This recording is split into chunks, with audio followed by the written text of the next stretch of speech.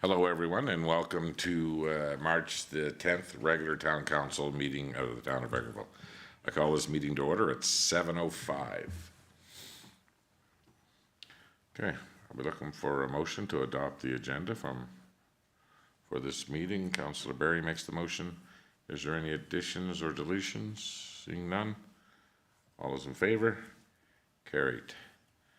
Seems a little hollow or something, like my mic seems super high, right? Okay, well, we'll just run with it. That seems to be better. Yep, that's better. Yeah, okay. Next, I'll need a motion to adopt the minutes of our last regular council meeting. Councillor Bullock makes the motion. Any errors or omissions within those minutes? Seeing nobody waving. All those in favor? Carried. Okay. Okay, next we're going to move on to the director's ask you with some supplemental. First one is from the library board. Thank you, Worship. So I have here a Town of Vegreville Library appointment. The proposal is to appoint Jessica Melstead to the Town of Vegreville Library Board. Members of the Town of Vegreville Library Board have approved the application of Jessica to serve on the library board. They are recommending that Jessica be appointed to the Town of Vegreville Library Board to serve for a term of 3 years, effective immediately, with the possibility of extension for up to 2 additional 3-year terms. With the appointment of Jessica to the board, there will be 1 position remaining to bring the board to full complement. A letter will be drafted to the Town of Vegreville Library Board acknowledging Jessica's appointment to the board, if approved by council tonight. And recommendation is that Town Council approve the appointment of Jessica Melstead to the Library Board for a 3-year term, starting March 10th, 2025, with the possibility of extension up to 2 additional 3-year terms. Okay, thank you. I'll need a motion for the recommendation. Councillor Curtis makes the motion. Any comments? Go ahead, Councillor Rawawa. Well, I just wanted to say that the library board has a fairly extensive kind of system when they're going through and they're looking at different people interested, and that includes them coming to some meetings and viewing them, before making a final decision whether to join. So we're really happy to welcome this new addition, and I think it'll be a great new spot on the board. Okay. All those in favor? Carried. Well, thank you so much, Jessica, for letting your name stand to be a part of this board, and the community appreciates your involvement, so thank you very much. Next up, you have another library board. That's the library board's initial letter to me, or to us. Do you want to read it? It's just the second. Yeah, that's fine. It's the Jessica one, isn't it? Yes, it is. Okay, so the Town of Vegreville Library. That's fine. We Okay. we already read it once. I was gonna say it's the same one twice. Yeah. Okay. Well, I didn't build this. If you put letters in here, we're going to read them. Okay. Thank you. Next up, started with our correspondence, and our first is from the Honorable Nathaniel Erkin Smith, Minister of Housing, Infrastructure and Communities. All right, thank you, Your Worship. The letter is addressed to Leslie Kucherawe, and it says, I'm pleased to inform you that the Transit Needs Assessment for the Town of Vegreville, Alberta project is approved in principle under the terms and conditions of the Government of Canada's Rural Transit Solution Fund within the Canada Public Transit Fund. Congratulations. I have approved in principle a federal grant of up to $50,000 to support your project. With this approval in principle, eligible cost as determined under the terms and condition of the CPTF and the RTSF will be confirmed upon the execution of a grant agreement. If a grant agreement is not signed, the Government of Canada will not reimburse any cost incurred. Once signed, the grant agreement represents the final federal approval of the project. Please carefully review the attached annex to this letter, which contains important details about the conditions associated with this approval in principle. The Government of Canada is committed to helping you make your communities more sustainable and improving the quality of life for all residents. Your project is an excellent example of the commitment and vision needed to make this a reality across our country. Thank you for your application and congratulations once again. I look forward to seeing this project come to fruition. Sincerely, Nathaniel Erskine Smith, Minister of Housing, Infrastructure and Communities. Okay, I'll take a motion to receive and file a letter. Thank you, Councillor Bullock. Discussion. Go ahead, Councillor Bullock. Well, this was a pleasant surprise. We weren't sure if we're gonna be getting a chance to get a grant, so looks like we'll have a little bit of planning to do, a little more planning to move ahead. Would have been nice to see the attached annex. It's there. Where?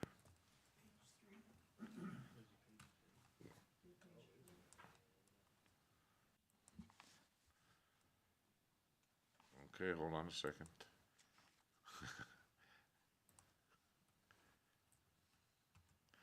Okay, well, look at that. I didn't go any further down that email. Sorry about that. Now I'll have to go through that. So is there anything that we can make this work, or is there anything, what are our thoughts? Like, obviously somebody else has read this. Go ahead. So the last time that we met as the ad hoc committee to discuss transportation needs without a grant and without any project in place, we decided that we would meet periodically without a specific funding source or a specific project in place. So this kind of changes the conversation if we have some funds available.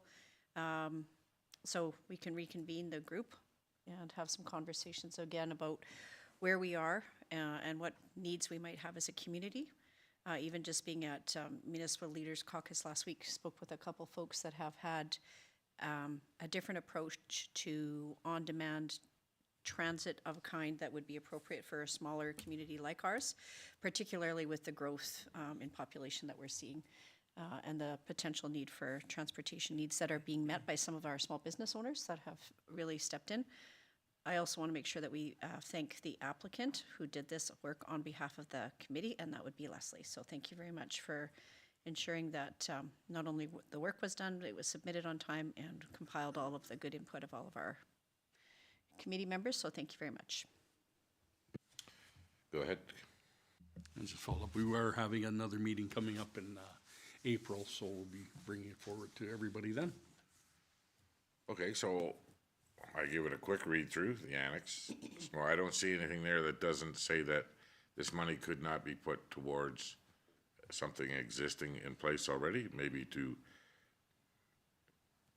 enhance a program that we already have.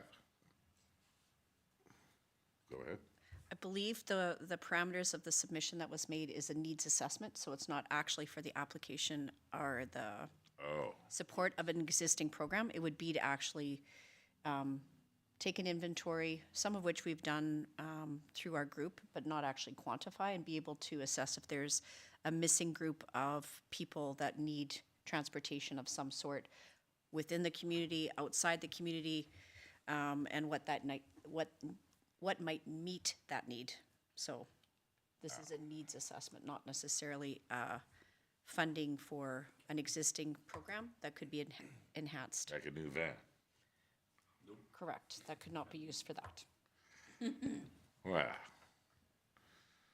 I guess your subcommittee, your ad hoc committee will make some decisions, and I mean, I know that we've had a couple of private businesses step up lately and fill a lot of gaps. But still would be nice to have something else. But I guess we'll see what your committee has to say. Okay, thank you. Oh, did we vote on that? All those in favor, receive and file? Carried, thank you. Next up, the Honorable Rick McIver. All right, thank you, Your Worship. Dear Chief Elected Official or Library Board Chair, I am pleased to invite your municipality or library board to provide submission for the 2025 Minister Awards for Municipal and Public Library Excellence, the Mampel Award. This program recognizes excellence in municipal government initiatives and provision of library services and promotes knowledge sharing to build capacity. These awards offer an opportunity to recognize the truly great work happening in communities across Alberta. For the 2025 program, we have introduced modest changes to align with current priorities and enhance the recognition of successful initiatives that can be shared across the province. The updated program now features 4 municipal and 2 library award categories. For each municipal category, 1 award will be given for municipalities with populations under 10,000 and 1 for municipalities with populations over 10,000. For each, excuse me, for each library category, 2 awards will be given to library boards serving populations under 10,000 and 2 for library boards serving populations over 10,000. Submissions will be accepted in the following categories: building economic strength, enhancing community engagement or livability, partnership, red tape reduction or service delivery enhancement, public library services, and 1 for above and below $10,000, or $10,000 population. Details regarding eligibility and submission requirements are available on the Minister's Awards for Municipal and Public Library Excellence webpage or on the submission form. The deadline for submissions is March 31st, 2025. Questions about the program for municipalities can be sent in, and program advisors may be reached at the following phone number. I encourage you to share your success stories. I look forward to celebrating these successes with your communities. Sincerely, Rick McIver, Minister of Municipal Affairs. Okay, thank you. I take a motion to receive and file. Councilor Lemko makes the motion. Any discussion? Okay, all those in favor? Carried. I think we have another one on the Provincial Priorities Act. Dear Chief Elected Officials, associations, library boards, regional service commissions, municipally controlled corporations. In May 2024, our government passed the Provincial Priorities Act to establish a process for provincial oversight of agreements between provincial entities and the federal government. The Act will come into force on April 1st, 2025, and will ensure Ottawa is not undermining the province's jurisdiction to make decisions about what's best for Alberta and Albertans. Under the Act, provincial entities such as municipalities are required to obtain prior approval from the Alberta government before entering into, amending, or renewing an agreement with the federal government. Throughout last summer, Alberta's government led a comprehensive stakeholder engagement with provincial entities to inform the supporting regulations. The Provincial Priority Regulation, which also comes into force on April 1st, 2025, designates additional municipal entities that are subject to the Act. These entities include library boards, regional services commissions, municipally controlled corporations, and any entity that is established by bylaw, with the exception of business improvement areas. In addition, the regulation sets out the approval process for proposed intergovernment agreements and includes some exceptions for the municipal sector where no provincial approvals will be needed. Examples of these exceptions include agreements under $100,000, agreements that are in-kind contributions only, agreements with the Canadian Armed Forces, and agreements for disaster response and assistance. These will not require provincial approval. Effective April 1st, 2025, municipalities and municipal entities will be required to submit information on all new agreements with the federal government, agreement amendments, and agreement renewals, along with a copy of the agreement to municipal affairs, regardless the monetary value of the agreement. Information on agreements eligible for exception must also be submitted to municipal affairs in order for the exception to apply.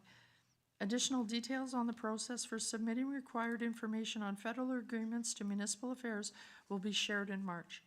I'm looking forward to working together with you to ensure Alberta municipalities maintain access to federal dollars while protecting areas of provincial jurisdiction. Sincerely, Rick McIver, Minister of Municipal Affairs. Okay, I take a motion to receive and file on this. I guess I will. So, Sure. okay, there we go. Councilor Wawa makes that motion. Okay, well, let's start the discussion. Go right ahead.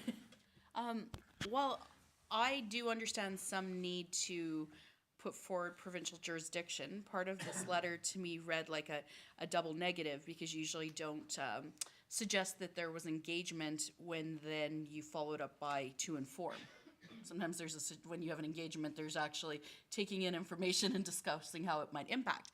So the question I have is actually somewhat to our CAO. Did they follow up with this any further information as to maybe proposed timelines that might be attached with these approvals? At this time, all they've sent is this letter and the act, or the regulation. I guess it's an act. So I guess that's something we'll have to be following quite close, because there's not a lot of timeliness with some of these grants that you have to apply for anyways. And when we take into consideration things sometimes like our events or our construction timelines, if we're going to have to tack on an additional approval timeline before we can apply, that's something they're going to have to really let us know, because it could really impact how we apply for some of our grants. It might impact us in our budgeting too a little bit. But Well, and that's part of the, I skimmed the act, but I didn't really read it. I didn't have much time. But I'm also wondering if this applies before you even apply, or is this comes into force after you've applied and have been approved. right, because those are two different. Yes. Well, let's ask Leslie. When you applied for the grant funding for the transportation grant, did you CC Minister Dreeshen? But he is CC'd from the letter from the federal government? Okay. Go ahead, Councillor Bullock. And it says that grant's under $100,000, so But he's still CC'd. still CC'd, yeah. Okay, what are your thoughts? I'll be curious to see what this actually means for us, because despite some of the conversation that was held last week at the Municipal Leaders Caucus, there was not consultation before this act was put in place. And I'll be curious as well to see how this works, given some of the announcement that Minister Nally made about red tape reduction, that there will be a shock clause, is what he's referred to it. He said defer to yes, as well as the indication again that it has been stated the last couple of days that, for example, if municipalities do not say yes to various permitting or approval processes within 90 days, it'll be presumed to be yes. I wonder if the same will apply in this situation. How do these two different acts and regs overlap and play with one another? So to be determined, I guess. Not sure that I enjoy the overreach, but we'll see. Councillor Barry. Thank you, Your Worship. I believe we should have some time to maybe ask some questions, because it doesn't come into effect until April the 1st, 2025. So we might want to understand just what's going to be the process after that time period. Sorry, I do. Oh, go ahead. Councillor Rudy. Yeah, sorry. And just as you said that too, I'm curious how the submission will be, because I know on another file, for example, the water engagement that the province has been holding over the last number of months is requiring specific permitting and reporting online, but they don't have that capacity. So I'm curious how this reporting will be happening. That might be something that would be helpful, because that would be the most onerous part of this process, is the duplication or potential multiplication of applications and report submission. Well, there must be some sort of system in place that Municipal Affairs is looking at. So when applying for any grant funding with the federal government or conversations regarding moving forward, you would think that a Municipal Affairs would have a process already in place if it starts April 1st. Maybe we could just reach out and see what that process is.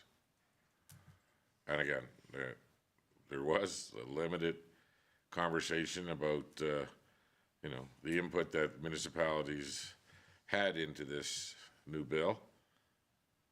Why we have to do this. I'm sure that there was a couple larger municipalities that were, the Liberal government was entertaining the federal government, and the province wanted to shut that down, I'm sure, but again, it just seems like a big reach to me, but we'll find out what the the process looks like, and then looks like we're gonna have to do it no matter what, so. Okay, all those in favor? Carried, thank you. Okay, so the next one is regarding the budget, so we're gonna get Director Saskew to do this one.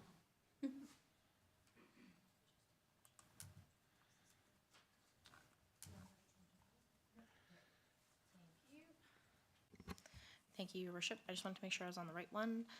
Dear Chief Elected Officials, I'm writing to share my information with you about Budget 2025, tabled in the Alberta Legislature by my colleague, Honorable Nate Horner, President of the Treasury Board and Minister of Finance.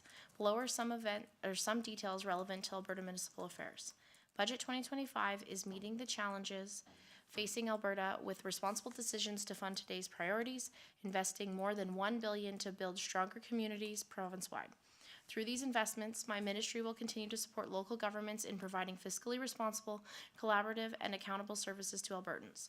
Last year, Municipal Affairs introduced the Local Government Fiscal Framework, LGFF, delivering predictable capital infrastructure funding to municipalities and Métis settlements across Alberta. The LGFF represents years of collaboration between the province and local governments, replacing the Municipal Sustainability Initiative with a modern and predictable model. LGFF funding allocations for the 2025-2026 fiscal year have been known to communities for several months, thanks to LGFF's revenue index factor, which ties the funding level to provincial revenue from 3 years prior. Budget 2025 increases LGFF capital by more than 13%, from $722 million to $820 million. This increase will help your communities achieve their local infrastructure priorities. Budget 2025 also maintains LGFF operating funding at $60 million to assist with operational costs and help respond to inflationary pressures. This grant was doubled in 2023 to reflect lost municipal revenue through the Grants and Places Taxes program. Budget 2025 also increases funding for the Grants and Places Taxes program. Over the last few years, we heard loud and clear from municipalities that have provincially run buildings within their boundaries and about the need for stronger recognition of the impact provincial properties have on municipal services. Starting in the 2025-2026 fiscal year, Grants and Places Taxes will be paid to municipalities at 75% of the property tax amount that would be owed if the properties were subject to municipal taxation. Next year, in 2026-2027, Grants and Places Taxes will be fully restored to 100%. In light of these increases, the Local Growth and Sustainability Grant, LGSG program will not continue. Introduced in Budget 2024, this 3-year, $60 million grant program aimed to alleviate pressures in fast-growing communities. We received numerous applications from municipalities for the initial $20 million in LGSG funding allocated in 2024. Those funds will still be distributed, with successful applicants notified by the end of March 2025. However, after careful consideration, our government made the difficult decision to discontinue this program for Budget 2025 and focus on the investment of taxpayer dollars into other areas, including a comprehensive capital plan to enhance public infrastructure. As in previous years, Budget 2025 includes capital support through Federal Canada Community Building Fund and Investing in Canada Infrastructure Program. We are also maintaining funding levels for public libraries, with more than $33 million going toward operating grants across the province. Budget 2025 is meeting the challenge of the cost of living by helping families keep more money in their pockets through lower personal income taxes and continuing investments in education and healthcare. Our municipal partners are an integral to our work. As we face global uncertainties, I look forward to working together over the next year as we continue to build a strong, vibrant, and sustainable communities that help keep our province the best place in Canada to live, work, and raise a family. Sincerely, Rick McIver, Minister. Okay, thank you. Look for a motion to receive and file. Councillor Curtis makes the motion. Any discussion? We'll start with Councillor Rudick. I heard Minister Horner speak again on this budget.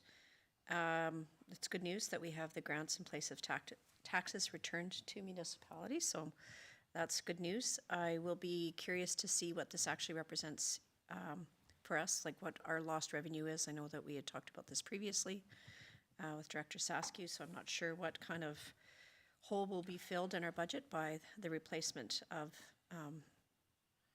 this taxation. as well as what the difference will be, because I noticed quite stark absence of the increase in education tax that will be our responsibility to collect and remit to the province, even though we have no spot to gain here except potentially the ire of our citizens, because we're collecting and doing a job on behalf of the province. So I'll be curious to see what kind of change there is in terms of what we receive and what kind of collection we'll be remitting to the province. So kind of a mixed message, but happy to see that this portion has been returned to us once again. Maybe directors ask you for our next meeting, you can get back to us what 25% of that GPOT looks like, and then we would be able to do the math to know what the 50 would look like. Absolutely, Your Worship. I'm also going to be in contact with our assessor because I do believe that it's coming from their different classifications within assessments. So I actually did get a letter today from Alberta Education, not that it's helping us any. So if they don't have the budget passed by the end of February, they just adopt the prior year. So as of right now, when we are doing our May tax assessments, I have to use last year's number, which we know with the increases that are coming, it will likely lead to an under levy. So, and then that'll have to be picked up in the next year with the higher amount plus what we missed out this year. So I will be doing some research on that because, like I said, I just got that email today. And as we wrap up audit, I will, So it's the school boards that are behind, or our assessor? no, the assessor is fine. So the assessor is what we need for the provincial buildings and assessment on that. So they're the ones that divide the grants in place of taxes code versus the exempt code. So I will have to reach out to him to know exactly which buildings will now be moving into grants in place of taxes for what portion that we're going to get an increase there. So I will confirm that number. And then on the other side of things, so for my calculation of property taxes, I always use the most recent item from Alberta Education. And so they said, we haven't adopted this year's budget yet, we're just using last year's numbers. They sent me that email today. So as of right now, I don't have an update on what the new requisitions are gonna look like, because they're just saying, use last year's number. And then they're gonna, so if that doesn't get updated before our May tax billing, what's gonna happen is we're gonna under levy the citizens, and the large enough under levy gets booked, and then the next year we book the full amount that we need to book plus the under levy, so then it'll actually be an even bigger increase in 2026. So I'm very hopeful that they'll get that information to us before we do our tax levy in May. So as of right now, I have some work to do, but it's definitely top of mind. So once the audit is wrapped up, property taxes are the next on my top priority list. No, Okay, so at the Alberta Munis, there was a fair amount of pushback from every municipality that doesn't start with Edmonton or Calgary about how much provincial dollars are rolling into those two municipalities. And I was very shocked that the Premier put it in a way that I've never heard it put before. And I think she was talking about infrastructure dollars. That Edmonton only receives 17% per capita. And I was trying to figure out, like, how did she come up with the math? Is that the extra 1 billion sum that went into the LRT? Did she include those new schools? And how much money each year is being put into those new schools and other special projects? Or was she just talking about the infrastructure, the LGFF? So it just seemed weird that she stuck up for Edmonton and Calgary, that they're really not funded to why we're so jealous. She did say 17% per capita of the provincial dollars are rolling in to, well, that just seems strange, and I'd like to get a little more definition on what she meant by that, because it was a weird way to put it in there and what was included, because, I mean, there was a lot of conversation from a lot of municipalities there the last couple of days about how rural is not being funded anywhere near what those two large municipalities get. But I don't know how we break that down, and it was just a weird way to put it, like, we're all wrong, that Edmonton itself only receives 17% of overall budgeted dollars per capita. I don't know, it seemed odd to me the way she put it, but, I might have an answer for I mean, because if you look on paper, what they get in the LGFF, they get 25% right off the top of that money. Then the special projects and everything else, I mean, it just seemed weird that she was defending them that way, but, Actually, go ahead. yeah, I would like to know what she has included in there. But, I mean, I do know that there is a possibility when you're looking at per capita, just because of the sheer number they have, it ends up taking up, when you look at the total allocated dollars, their per capita amount with their numbers could end up taking up those percentages.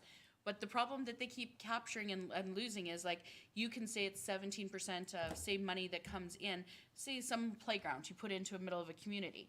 Well, the reality is, though, it is not cheaper for us because we have less people. Oh, yeah. That same damn thing has to cost the same money. And they have to start getting that through their heads. And it also maybe costs more money than it does there, because we only do, when we're doing a sidewalk, we do 3 sidewalks. They do 30. They get different bidding power. We don't pay, they pay less for their transportation costs out. So, I mean, at some point, they've got to get it through their head. I think it's possible. I don't know what will end up being in that $17 per capita, but it is possible that, you know, they may defend that and say, look, it only equates out to this. But it's still X number of dollars per capita still ends up with a certain percentage of the entire pot. And the point blank thing for us is that we're being expected to take on more and more. They have no system in place for hub communities like Vegreville that provide to other communities around. It's not like they access and say, hey, you guys may have 6,000 people in your town, but you actually service 15, so your per capita is going to be paid based upon what you service. But they don't do anything like that. And I think it's time they need to start stepping up, because rules getting forgotten. And again, I looked at it that way myself. It's like, the cost per block of infrastructure is the same Edmonton as it is here. So how do you, how do you prejudice? It's with prejudice that they're showing that number, that, well, you know, per capita, they're only 17%. But when the costs are identical, and it's the amount of people is the difference. It's, go ahead, Councilor Berry. I mean, it was just, I've never heard her defend it the way she did. I would actually say that the cost here is much higher than it is in the city. Because they're capable of having so much of that right there, where we have to have it come from a long distance. So we're bringing those crews here to do that paving or whatever compared to there. And we can usually only afford to do a block. They do multiple blocks. So they get a lower bid right there too. So I mean, the comparison of saying they're only getting $17 per capita 17% or 70, you know, I mean, it's provincial just, funds. Yeah, it just, I've never, it just it's caught the me off one I guard. heard the other day, that's grapes compared to oranges. To me, I just couldn't figure that out. Director Saskia, you have an answer for me? I do. So I just quickly did a calculation based off of the LGF available on the website. So the most recent Edmonton population that I could find was 2022. And so the most recent LGFF that I have in front of me is 2024. And at 2024 values, it's 1.58 million, or 158 million that they got. Out of 1.87 million people, it's $145.48 per capita. And as you note, that's high density residential. Those amount of people that are living on one block, it still costs them the same to build the block as what it does in Vegreville. So Vegreville, for example, I did a round comparison, 5,500 population, we're getting $171 per capita. And for example, in 2024, if I take the total amount allocated to Edmonton and divide that by the total amount allocated throughout the whole province, yes, it is only 22%, but one city is receiving 22% of the pot. So like in 2025 or 2026, it must equate to 17%. But Well, and again, that's still everybody a significant was amount. bringing up, okay, $106 million to tear down Northlands. Looking at the other money, the $1 billion into the LRT, the 3 new schools, and how much each year. So when you start, and it was provincial money rolling in, and it was like, it just seemed weird the way that she defended it to me in a per capita, I mean, like $1 billion alone. Yeah. Seems like, for their population, seems like, well, there's 1.3 million in there? Yeah, I have 1,087,000 based on a 2022 number that I Well, was so able $1 billion, that's pretty good each. Yeah, so they're receiving slightly less per capita, but their residential density is much higher than ours if you take it on average. So they are receiving more funding per block, I would argue. I don't think she took in all the other spending. No, and that's the There's thing just with no way, numbers. I She mean, can't, it has to only be that, there's no. It's she took the Edmonton LGFF allocation and divided it by the total in the whole province. And that's, so like for 2022, I got 22%. Or 2024, I got 22%. So I guarantee you if I did that for 2025 or 2026, it would be 17%. yeah, and again, and that's really, I mean, of course, all the other municipalities are upset that it's just carved in stone that 2 municipalities get 50% of all of the LGFF. But that's really wasn't what the conversation was at the conference. The conversation was, look at these specially funded projects out of this year's budget that are rolling in to Edmonton and Calgary. And we don't have access to none of that. But then she defended it. Well, if you ever look at it, reality, if you do it per capita, it's only 17%. I'm like, I can do the math in my head. It's more than 17%. Just on $1 billion, it's more than 17%. Yeah, it's 17% overall. So if you take what they get allocated over the whole pot, it's 17. Well, next time I see her, I'm gonna tell her that doesn't work for me. I did the math and she's out to lunch. Math is hard. Okay, but anyway, so yeah, if you can let us know what, how big or how much this means, this GPOT financing, it'll be good.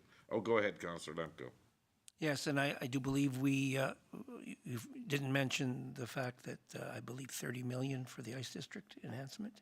34 million, actually, yeah. Yep. Yeah. Yeah, Small funding. small funding. Yeah, well, the day that they give us $1 billion to put in a light rail system here, well, we probably wouldn't use it. Well, nobody there uses it that much neither, so. Oh, that's a bad joke. Okay, all those in favor? Carried, thank you.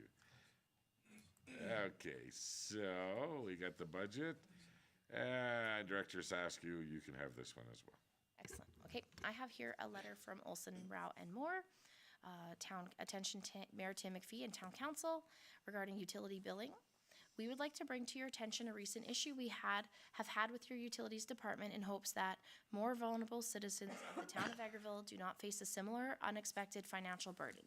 On February 6, 2025, we received an invoice from the town of Vegreville indicating that we owed $768 for unbilled water consumption for the months of August 2024 till January 2025. This came as a surprise as we diligently attend to our monthly payment of our utility bills to the town of Vegreville. We made inquiry as to the basis, i.e. actual meter readings from the period of August 18th to February 4th for the 200 cubic meters that was allegedly used by our office of 5 people over a 5-month period. We were supplied with conflicting and confusing graphs that seemed to indicate usage on days of our office is closed and no usage on days we are open. Several further inquiries and requests for clarification were made by us and our landlord in an attempt to better understand. The only factual clarification we eventually received, which even remotely seemed to address the confusion, was confirmation that the 200 cubic meters actually represented usage from September of 2022 until January of 2025, a 29-month period. We did not, however, receive a further breakdown of those months that would allow us to verify what seemed to be an arbitrarily selected and perfect round figure of 200 cubic meters. Despite of our frustrations with the town's repeated failures to provide us with data that would substantiate the unexpected bill, we have decided to simply attend to payment in full. We would note, however, that we have absolutely no confidence or certainty that our future arbitrary bills will not be addressed by the town given their complete inability to point to a specific clear set of data which supports the usage they decide to invoice.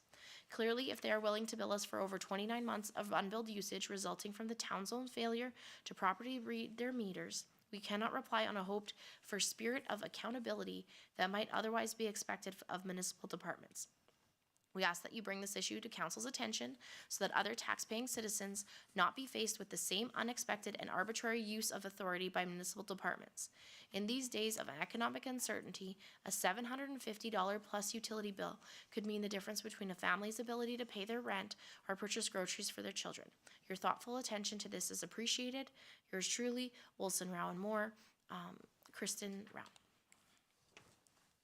Okay, thank you. Okay, I'll take a motion to receive and file.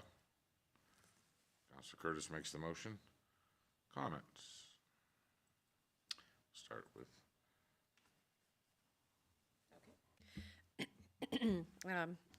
We brought this forward, or administration brought this forward at our last legislative committee meeting and had some time to further think upon some of the contents of this letter. Some of the concerns that councils of the past have raised and administration have been able to answer is some certainty and some advance notification. And if there is some shortcoming on our part, that we want to ensure that our administrative process is both sound and responsive. I think that this example demonstrates that we still have some gaps. And while this might be painful to receive this letter, I actually think that it's highlighting some fallibility on the part of council or our systems. And I'd like to refer this back maybe to administration to be able to determine if there is a process to be able to determine when is too long to go on estimations. And in this instance, I understand there was an explanation in the legislative committee meeting about how the mechanical or the computerized heads on the meter may not connect with the reader if the numbers don't jive, and what kind of challenge that might present. I guess this is a perfect example how a minimal usage of water in an industrial or non-residential property may not twig any kind of alarm bells to somebody who's faithfully remitting payment.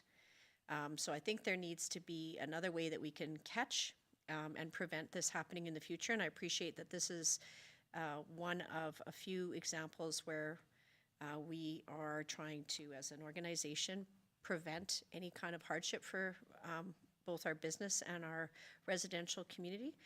But I'd like maybe to refer this back to administration to try to figure out a way, and maybe at some point there's a stop dead date, because this is a bit of a challenge. I don't disagree that it's hard to trust a municipality if we can't explain.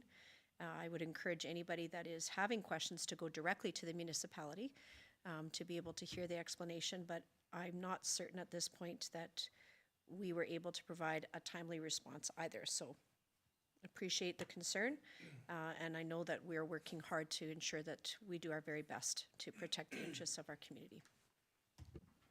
Absolutely. okay, so we've had a few problems when it comes to meters, and sometimes when we tell a customer something and then 3 months later we change what we just said and we blame it on something else, that is a problem. I've seen the fancy graphs off the meter heads, and in this case there is some discrepancy why there would be usage in the days they're not open. And again, we know from your department, it could have been just a little drip or two that sent it to the next thing on the meter head that rolled one number over. I have used the graph at a business of mine for a very large use of water, and going in on a Monday morning and hearing the water running in the bathroom, the toilet, and fixed it. And then when we got the billing, went back, and that huge amount was over that weekend. So the graph really worked in that case. Do we know that for 29 months, this business did not receive a bill for 1 cube of water? That we can confirm. We can go back through the full history of utility billings, and there was zero consumption on those ones. Note Okay, that so the graphs are 9 months, only no available- consumption. Yes. Okay. And the graphs are only available for a period, I believe, 3 to 4 months. So as far back as we could go for this one would be September of 2024. So all in all, when the meter was read properly, asked to give the consumption for all the months, there was no data picked up, it worked out to $750 in real consumption dollars. Correct, actually 200.7 cubic meters, and the 750, the utilities department went through and calculated an average of 7 cubes per month, which is a reasonable amount for a business, and applied previous water rates for each of those years. So they actually did give them a break for amounts that were presumed to have been consumed in 2022, 2023, 2024, et cetera. Okay, so typically, when somebody has a problem like this, is it probably 3 different people that they're talked to before they end up at your office? That's correct. And over that period of 3 different conversations, the answers change. So we're not very constant or giving the right information right off the bat. To be fair, my department is new, so the utility clerk started in November and my finance manager started in January. So I will chalk this one up to, yes, there was some negative communication or not like consistent communication. Normally when we see a large read, a lot of the time it's alarm bells, make sure you don't have a leak.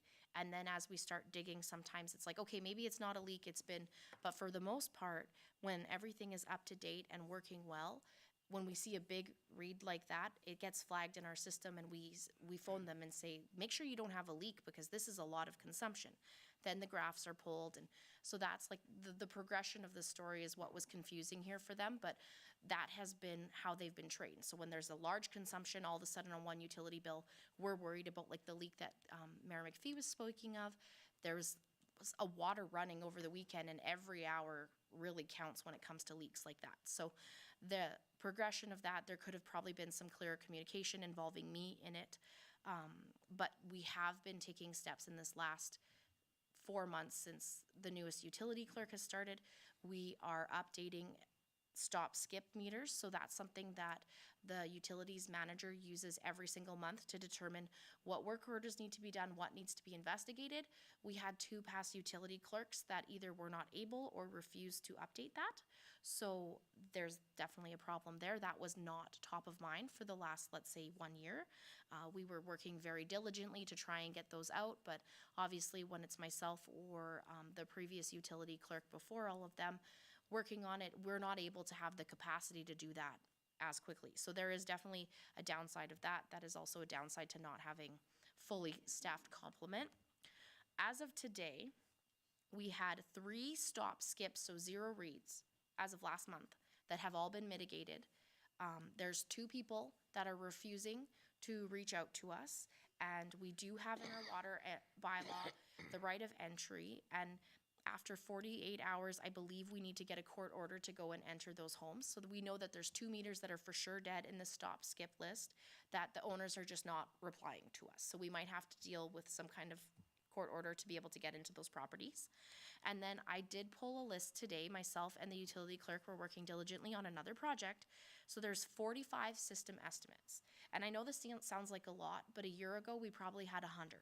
So we have worked very hard in the since my last clerk has started. I think there has been 19 work orders done to eradicate system estimates in this last 2 months. So she has been working very hard, but obviously as these things get looked into, these other issues bubble up. So of the 45, 5 have been taken care of in the last month. 15 of them are vacant homes or properties that we know are vacant. We know there's no one living in them.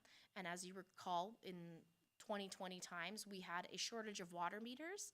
So we've had these identified for a period of time, and we just put them at the bottom of the to-do list because if there's no one in them, it's likely that they're not using water, they're shut off at the CC. So those are kind of at the bottom of at one point in time, there was probably 100 meters that needed to be replacing, and we had scarcity of meters. So now that we don't have scarcity of meters, these will be done by summer, in my opinion.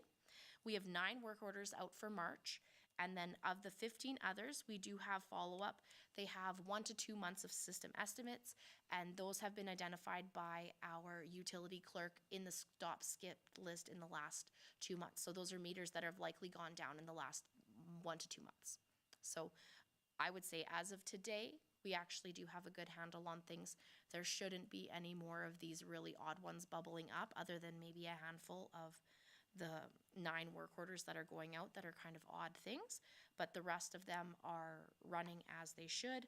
The ones that are doing 1 to 2 months of system estimates, those are based on the 3 months consumption prior to the system estimate, so should be a good indication of the water that is being used, and then those will be work orders in the next coming months as well.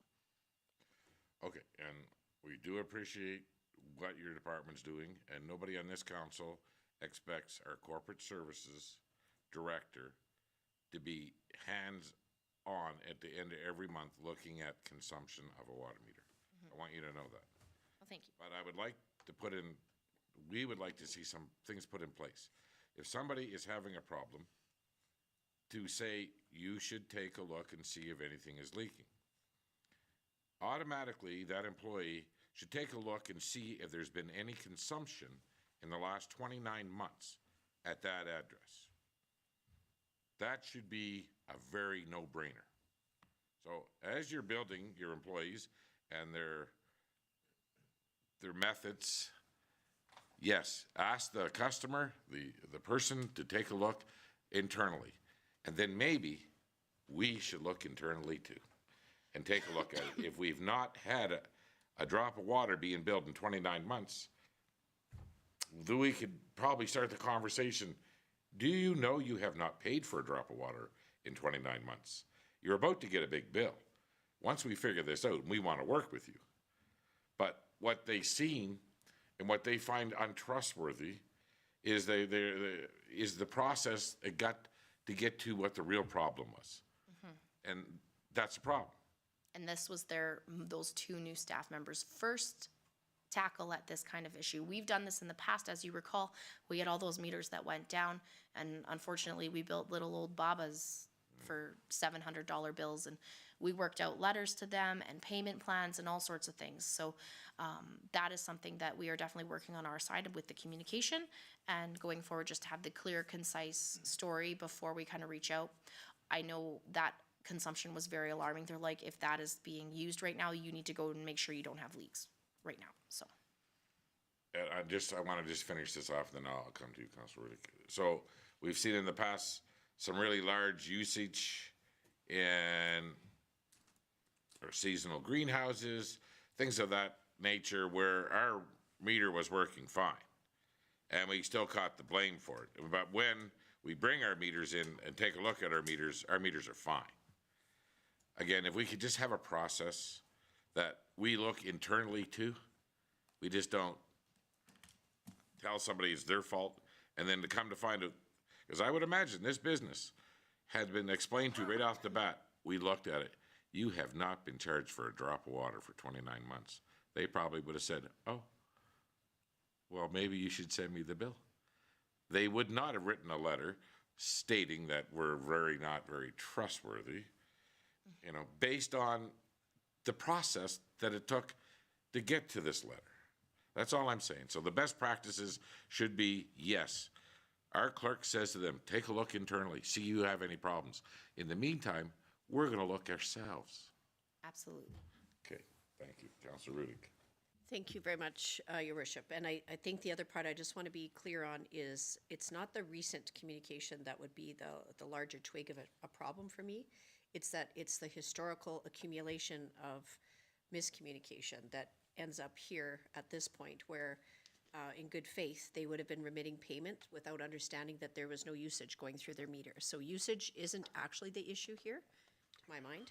It's actually a historical accumulation of miscommunication. So it would have got us to this point, and I certainly do not want to make it seem like any staff in particular are responsible for this. I think it's an accumulation of our process in addition to the communication that has led us to this point, because in this instance, it was such a nominal amount of water that was used, so it didn't twig any kind of alarm bells, which is in and of itself its own process that we need to amend. So that's where I would say maybe we need to go back. There are very few instances for me as a personal consumer. If I received a bill for 29 months, I can tell you that I would be surprised and I would not be happy.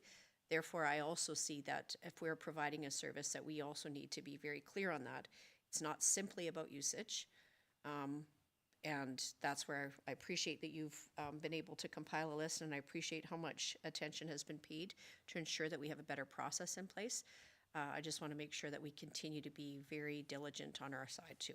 Yes, and absolutely. This smart list that I pulled today that Megan and I were working on, we will be looking at this every month now. So hopefully once there are some that have been system estimates for 10 months, 7 months, those ones we're looking at, those are those 9 work orders.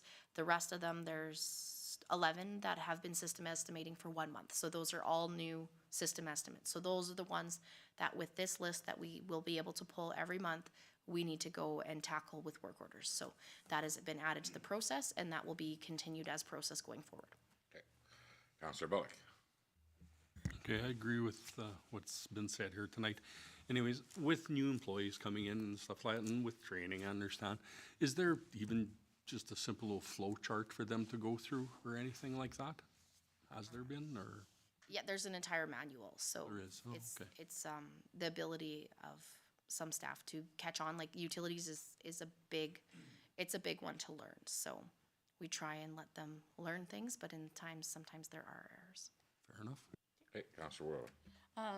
Okay, I would just want to say that I appreciate the explanation given to us, but I also appreciate the letter because it is realistic, or to think that we won't always know these types of things. They don't come to us unless, and it allows us an opportunity to actually ask the questions and look at changes in the process. I also appreciate the fact that they went ahead and paid the bill. They were doing everything they could to stay on top of that. I would hope, or maybe there is, one thing I don't want to see is that this ends up being this huge work project every single month for looking at estimates. And I would hope that there is some system in place that just as there would be a trigger on a high, then maybe there would be something in place that could be set when you have a same reading. Because you would think if they have that same base reading all the way through, that's a really long time. So I can see how they would have been, a little upset with that. So I don't know if there is a process with that. I guess the only other little point that I wanted to make about it was I would appreciate exactly that if somebody has this high reading, we want to tell them right away because we don't want to have it keep going. But if it is not something that takes long for us to immediately pull, I think that in a way, we don't automatically just want to be saying to them, go do, and then we'll look. It has to happen simultaneously, because if it wasn't us, then we've also charged them a bill to go to a plumber. So, I mean, if that big reading comes up, I think immediately it should be like, can we confirm that this thing hasn't been estimated for 10 months or more? And again, like myself personally, I know I look at my water bill. I look at my utility bill every month. And I know how much consumption I have every month. If I received a bill for 29 months and I was getting zero consumption, I'd be like those 5 other people right now that don't want to let us in their house. Why am I going to fix something that is working out good for me? But again, I'm not saying that they didn't, I'm not blaming this on them, that they don't look, that they weren't charged for any consumption. But the process is when we interact with a customer of ours, a resident, we just need to always make sure that we've looked at everything that could be done. Because when we start going through this and give them, in a matter of 3 months, 3 different answers for that read, that's where the problem comes, and they start saying, well, they don't have a clue what's going on. In actual fact, once we took a look at the actual reads and knew exactly that they were using water. Anyway, I'm sure we're gonna get better at it. Absolutely. And like I said, this council doesn't expect your position to be going through every water bill at the end of every month. I mean, so you'll have to work that down there, and I don't know if they communicate with the utilities department outside first, then they come to the front desk, and then they go to the clerk, then how many people they end up before they're in your office. But we all better start talking the same language, not 3 different stories.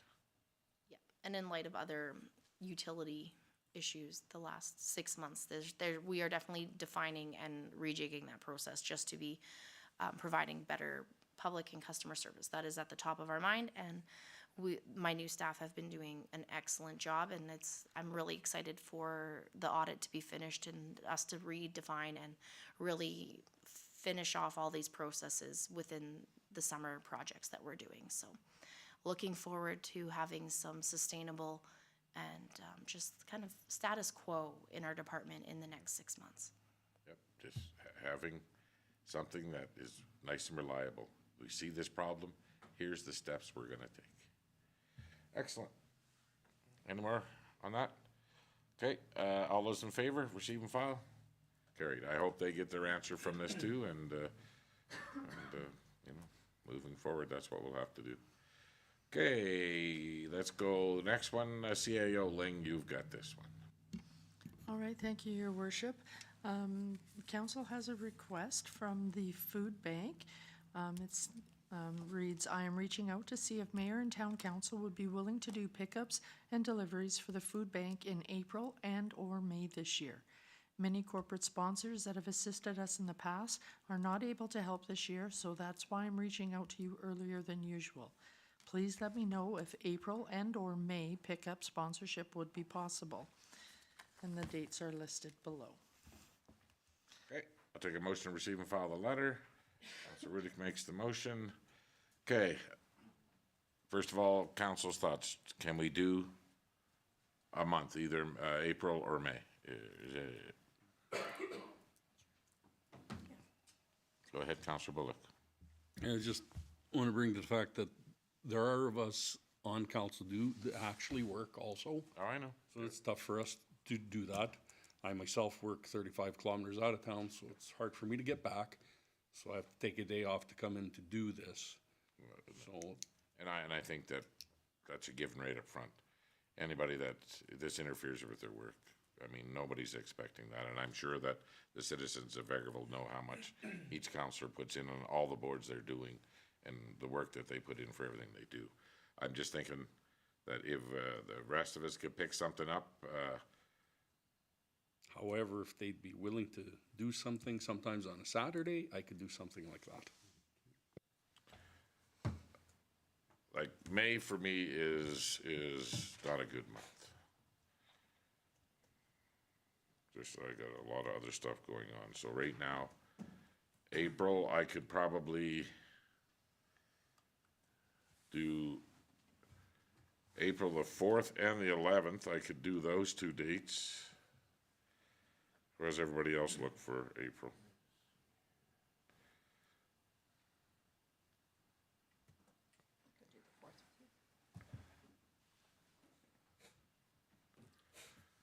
So we got the 4th and the 11th covered. You can't do the 11th, I don't think. Why? Oh, EDA? Yeah, you're going. Economic Developers Conference. oh, I don't have that in here yet. Oh, yeah. Okay. Well, the 4th I could do. I could probably do the 4th if somebody else would pick up the 11th. That's what we got. Got an 8 o'clock meeting that day. So I could do 9. I could do that. Potentially. Okay, so the 25th is the other date that we gotta cover. I'm in Medicine Hat on the 25th. So right there, April the 4th I could do. And there's no pickup on Good Friday, so. Okay. Well, so, Councilor Lemko, where are you at? I could do the 11th. Is that already taken? Nope, not yet. I'll do the 11th with you. Okay. So Councilor Riddick will do the 4th with me. You two will do the 11th. Now, what about the 25th? I'm in Medicine Hat on the 25th. No, you can't do the 11th, no. Yeah, well, we're doing the 11th, Dave and I. Okay, then I can do, let's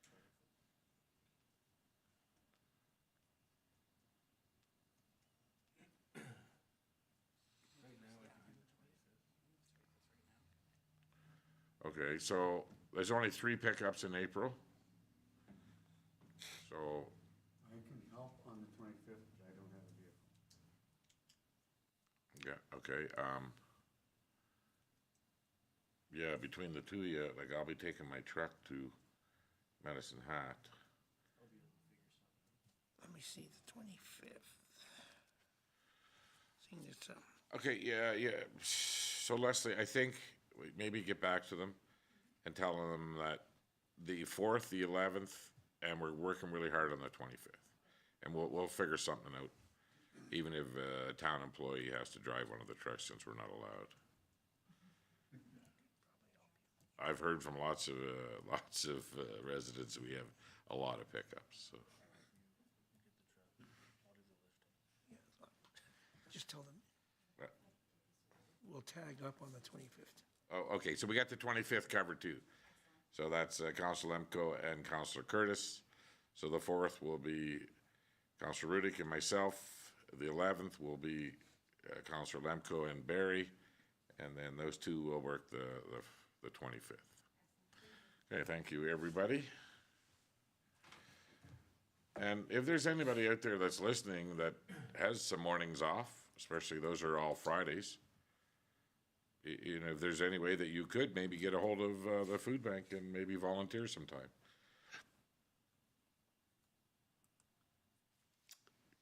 Okay, so we need a motion to receive and file that letter, so all those in, we already got the motion.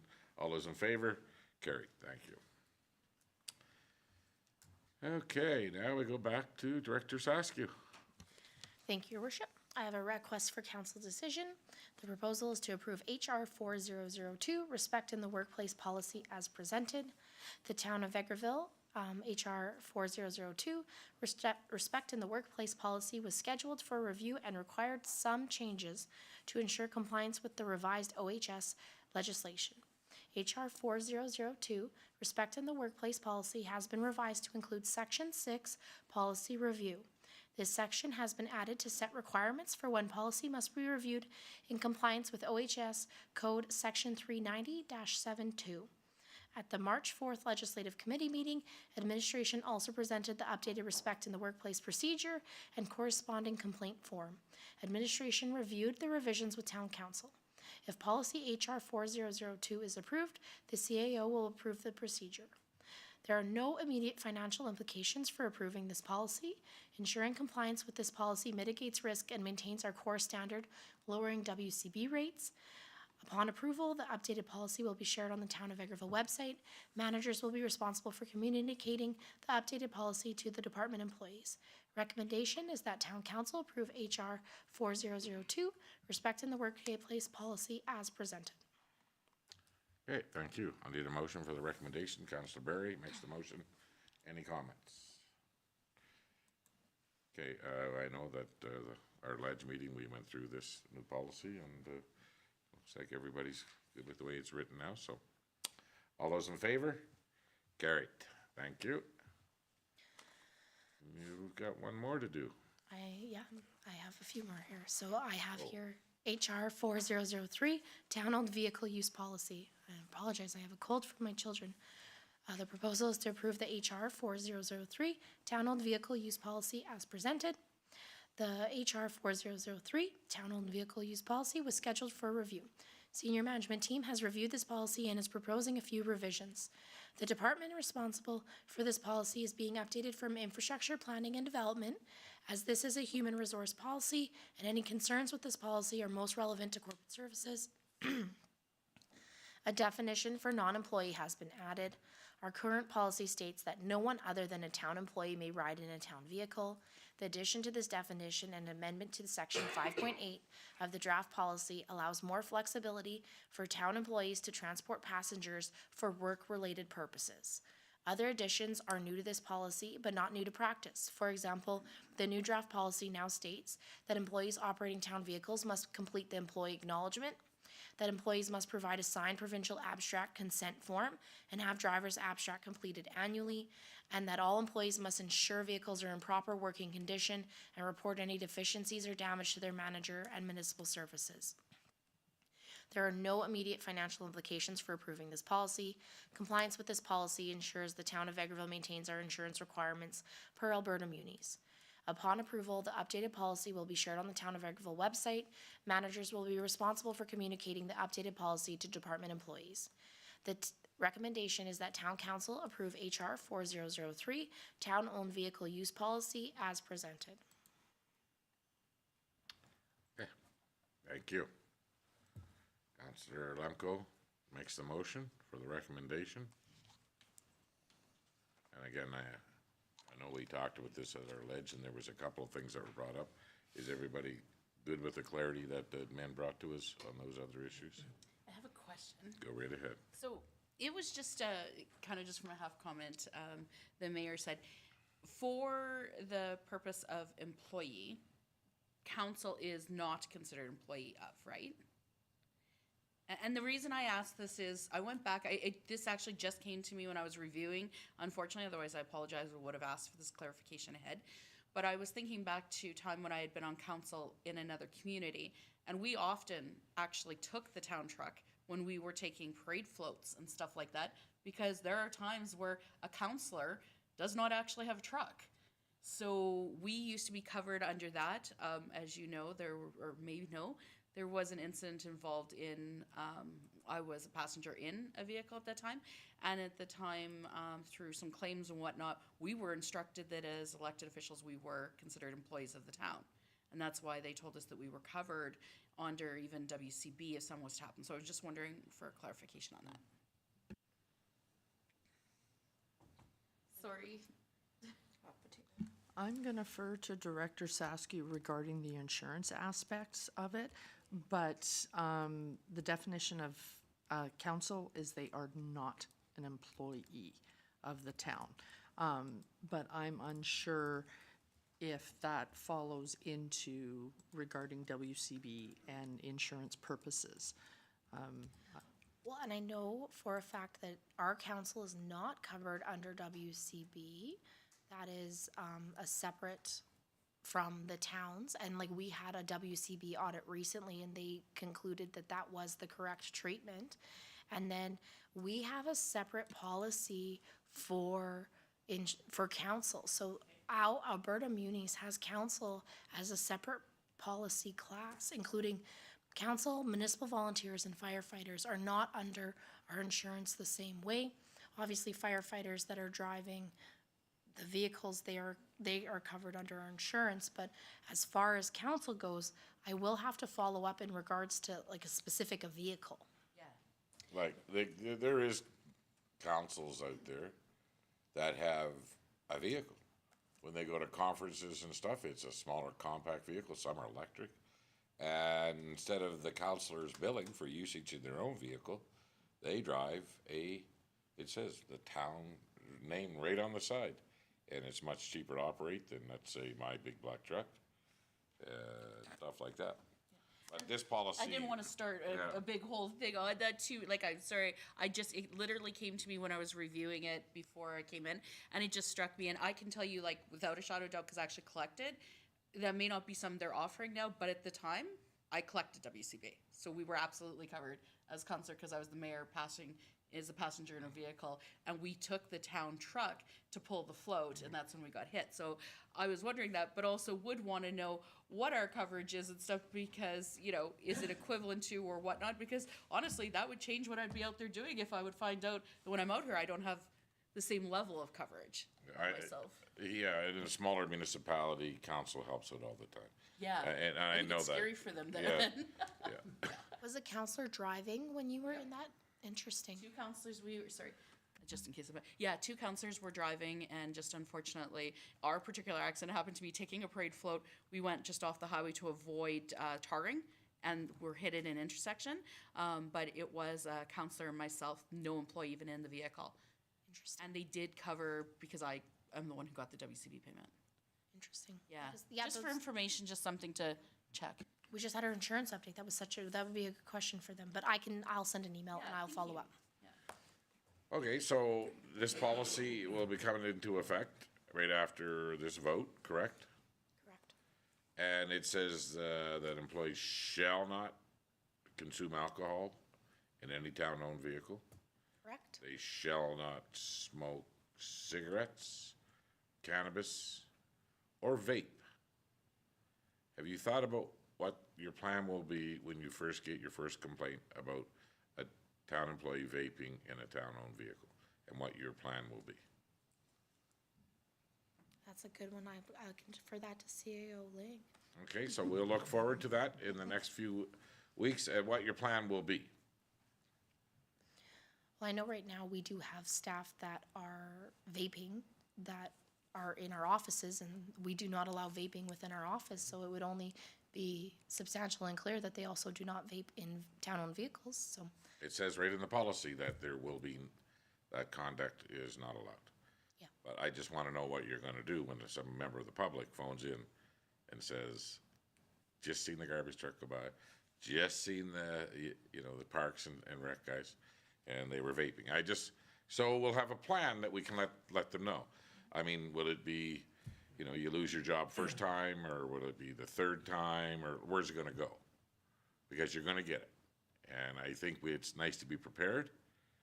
Everything else is pretty standard. That vaping is a little out there. We'll discuss that at our SMT meeting tomorrow. Okay. Get back to you. Yeah, but it's gonna happen. Yeah. Okay, so everybody's good with this? So all in favor? Carried. And how about we just do one more of these library ones? Absolutely. And the second one is a letter, so we'll just go with the first one, okay? Just go with the first one. Yeah. Okay. So I have a request for council decision to appoint Andrea Bilodeau to the Town of Vegreville Library Board. I must apologize if I do anyone's name wrong here. The members of the Town of Vegreville Library Board have approved the application of Andrea to serve on the library board.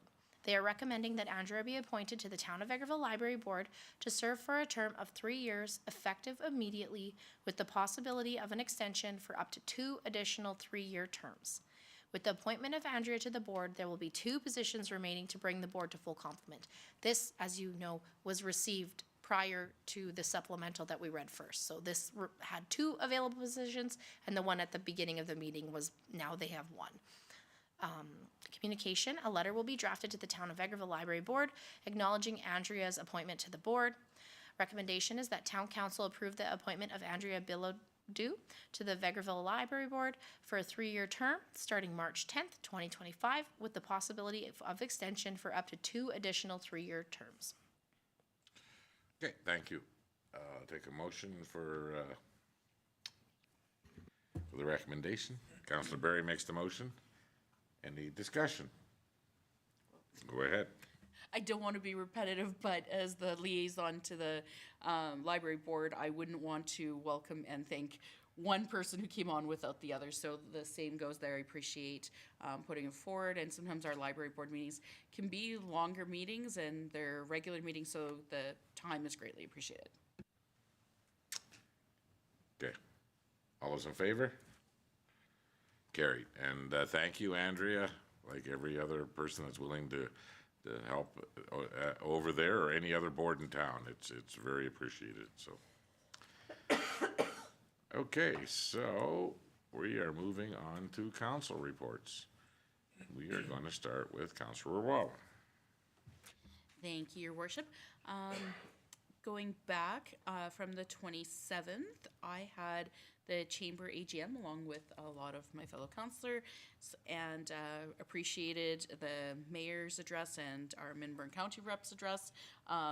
We quite often get a lot of people reaching out to us, and we gave an opportunity. It was a no holds barred opportunity to ask anything of the mayor, and wasn't as many questions as we would expect, since there have been questions in the past, but greatly appreciate it. And just a shout out to Crave. I think they always put on a really nice meal and have a nice little space there if someone's looking for a place to rent. On the 28th, I had a Northern Lights library meeting. Of course, with the budget having announcements just kind of coming out, the one thing that was just kind of noted again wasn't the no change in funding, essentially, with the libraries. But I did want to mention that they are always expanding and welcoming new communities, and Frog Lake is being an active part of the Northern Lights Library now. So that's good news and nice expansion. On the 28th, I also attended a meeting with Vegreville Minor Hockey with as His Worship and CEO Ling and Manager Kuzmic, and appreciated a good conversation, discussion on a plan going forward for the following year, and an opportunity, and it was grateful for the opportunity to be able to give them some background and explanation, clarifications as to Vegreville's stance or any miscommunication as far as what amalgamation is versus the fact that we did not amalgamate in our community. So I think it was a great discussion. I really appreciate that, and I appreciated their willingness to do plan forward for next year. So I think that will help our facility spaces. So great meeting. On the side, I was asked to judge the district level public speaking for Minburn was the host.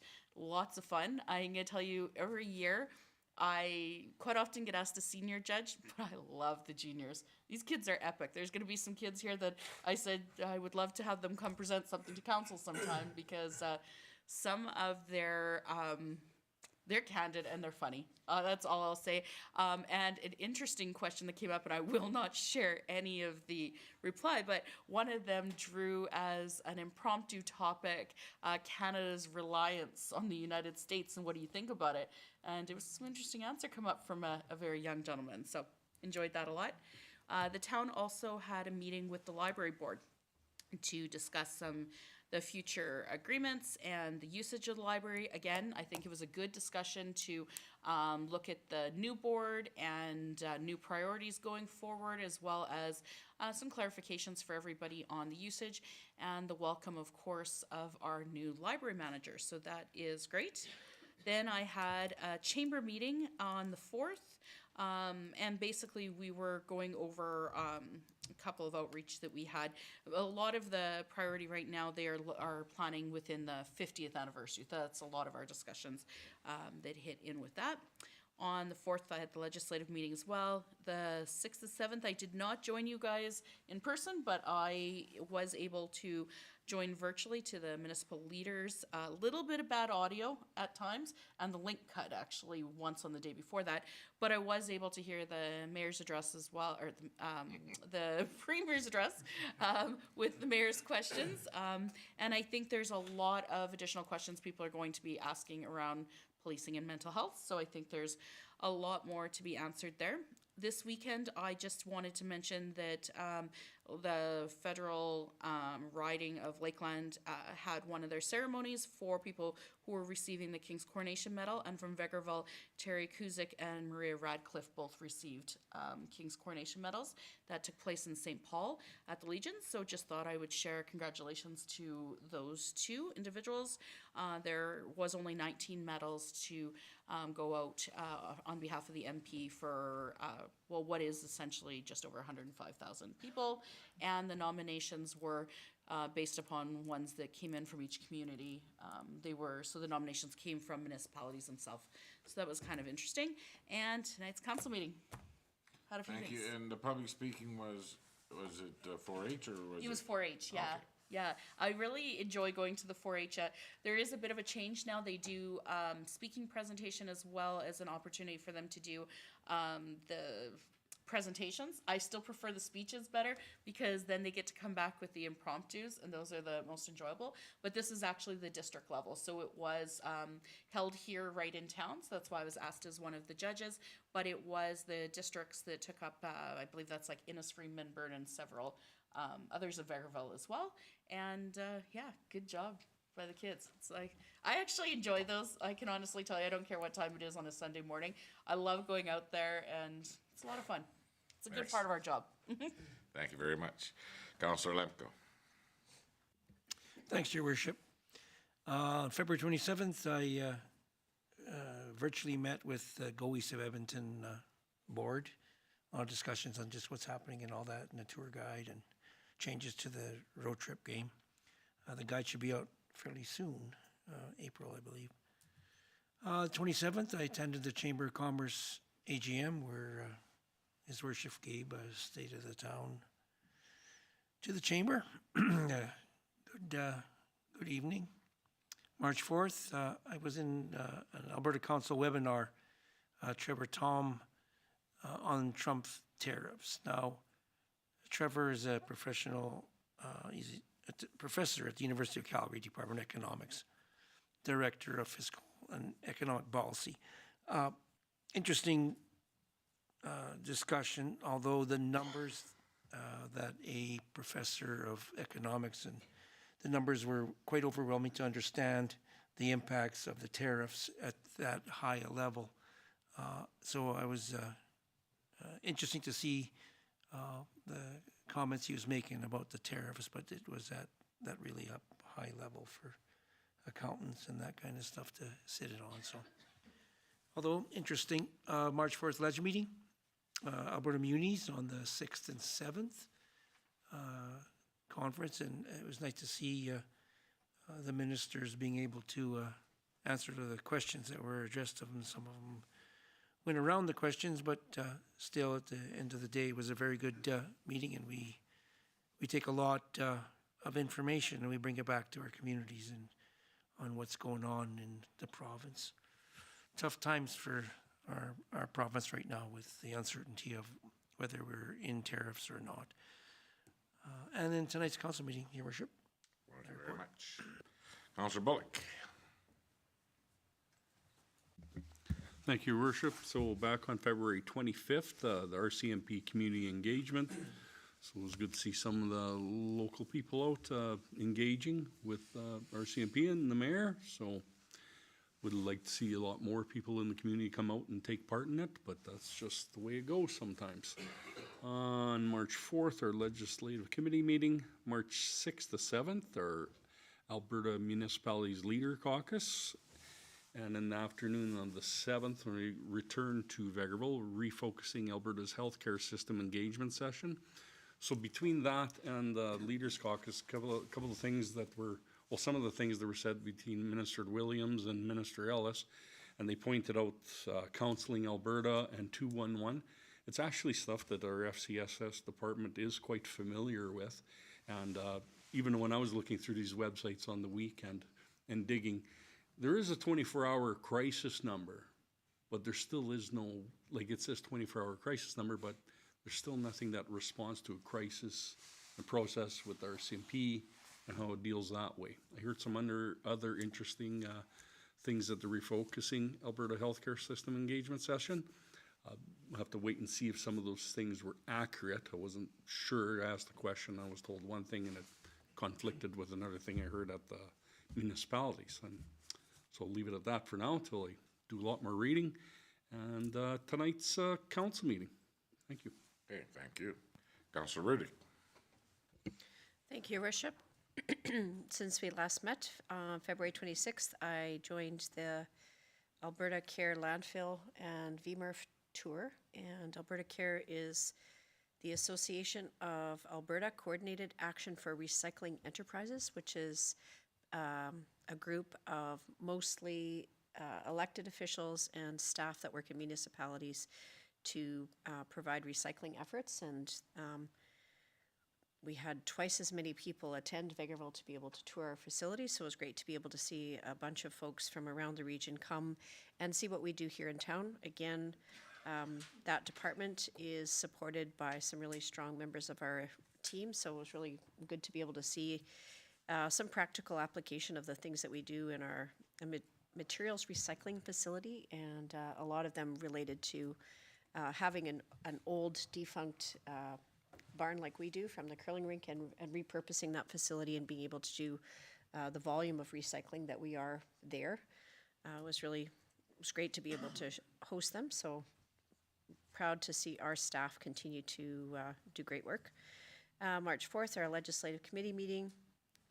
March 5th, President's Summit that was in Edmonton for the Alberta Municipalities Association, and there was a focus on respect and ensuring that council continues to have the kind of positive interaction with the public, with each other, and also continue to put forward the whole agenda of making a civil workplace for both elected officials and our staff. So a lot of good conversations about how to elevate and also diffuse some of the challenges that we're seeing with public.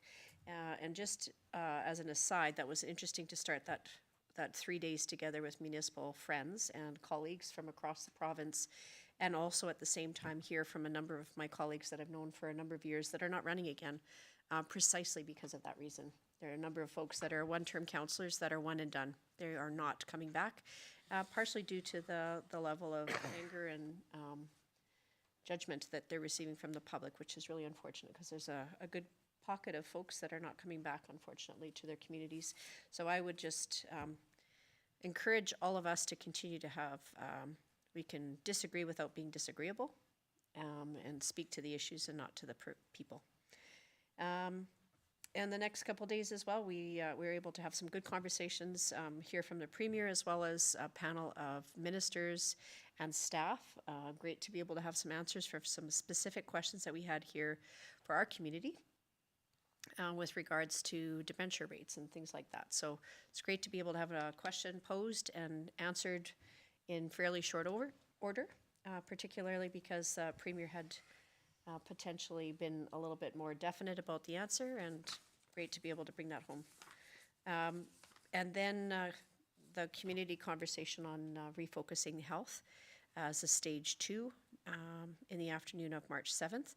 I was fortunate to be sitting with Executive Director of the St. Joseph's Hospital, Lindsay Ripon, and the area rural health associate for Covenant Health. And I want to make sure we don't do enough recognition of the hard work that they do there and the number of things that we do really well. So again, we happen to be in that sweet spot of a big enough community with enough services to be able to be fairly comprehensive in our support for our citizens in the area. But we're also small enough that we can't do all the things, and we're certainly not getting the appropriate funding for all the things that we do. We are one of the few rural sites across the province that has not yet had a closure, knock on wood, and I hope that doesn't happen, of our emergency room. But there are a lot of other services, and in conversation with Councillor Curtis, we thought it would be time to bring in Lindsay and have a conversation with council and make sure that all of us here understand, as well as our staff, to be able to share that with the public, the multitude of good work that they're doing, because we don't have any vacancies at the hospital, and there's some other good work that would be important to share. Make sure that the right information is getting out there. All at the same time, there were other issues that we want to make sure that the province takes into consideration. And tonight's council meeting, and I just wanted to draw attention that it was also the Wendy Brook Music Festival the last couple weeks, so we don't necessarily on this council come into contact with those folks until the final concert. So if you want to see the hundreds of entrants in both speech arts, musical entrants in both instruments and vocal, there are a number of different entries and a multitude of talented Vegreville citizens participating. Okay, thank you very much. Councillor Curtis. Thank you. So for me, a lot of similarities to my colleagues.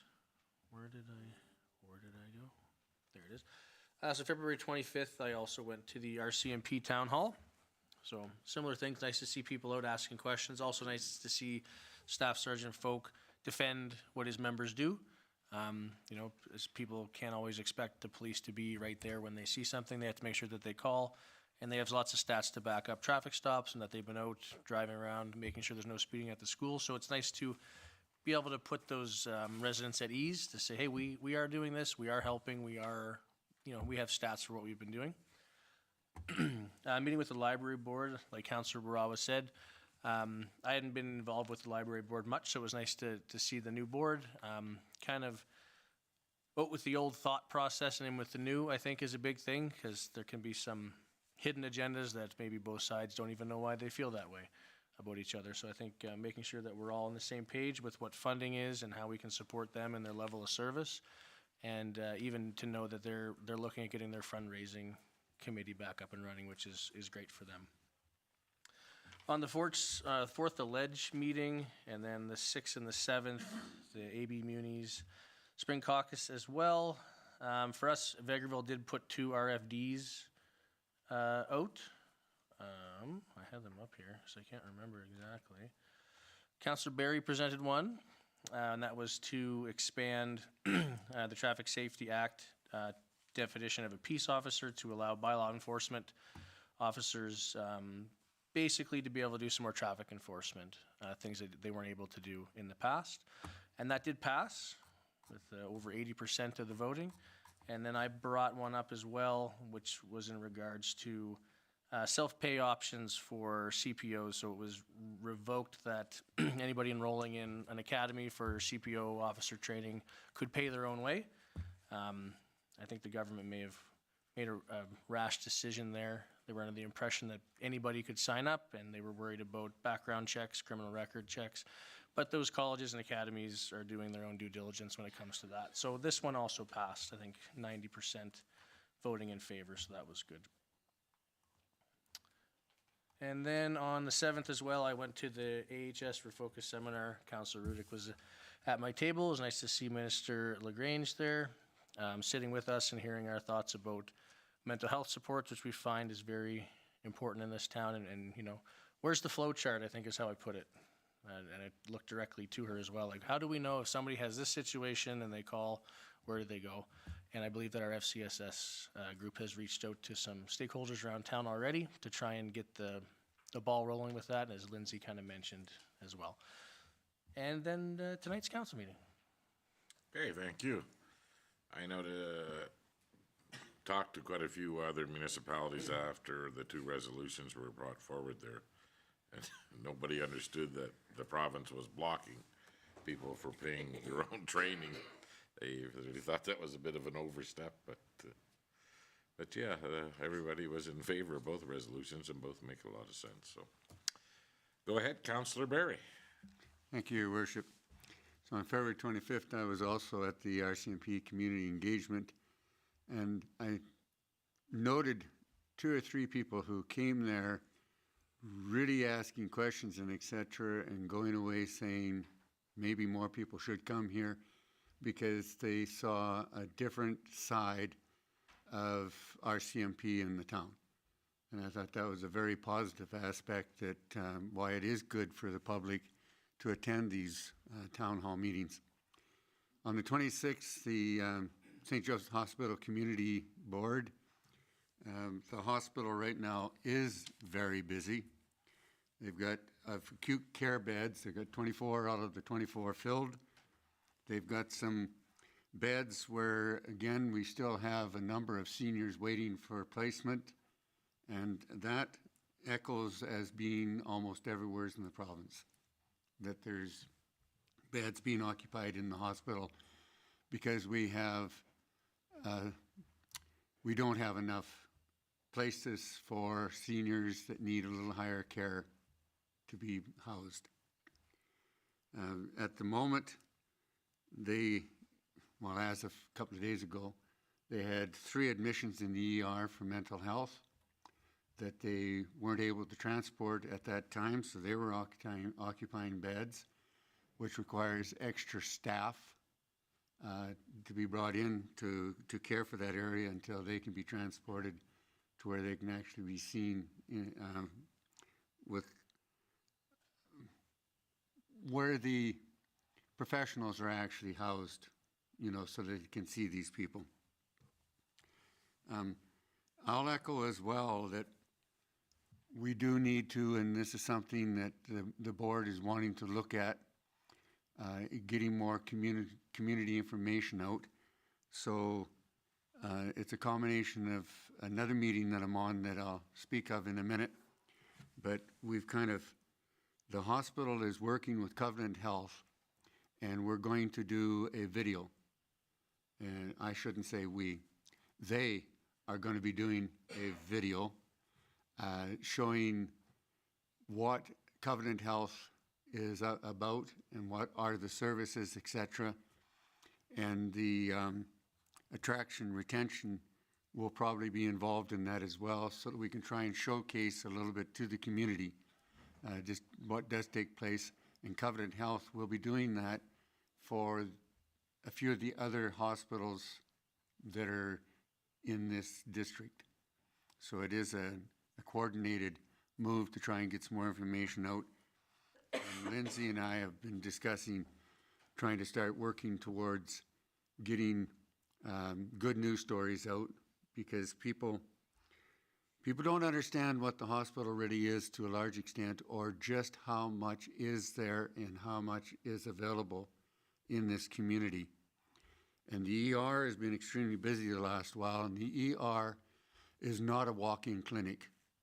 It's there for people who really require emergency, and in the middle of the night, you don't have full facilities of the hospital to take a look at things. So it is only natural that you're not going to get the same level of service at 2 in the morning as you might get at 2 in the afternoon.